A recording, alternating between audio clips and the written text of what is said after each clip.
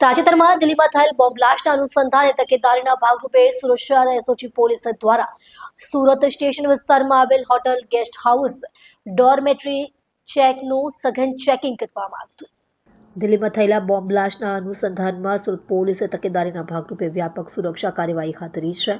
શહેરના મુખ્ય railway station વિસ્તારમાં આવેલા હોટલ ગેસ્ટ હાઉસ અને ડોરમેટરીની સ્પેશિયલ ઓપરેશન્સ ગ્રુપ દ્વારા સઘન ચેકિંગ કરવામાં આવી રહી છે।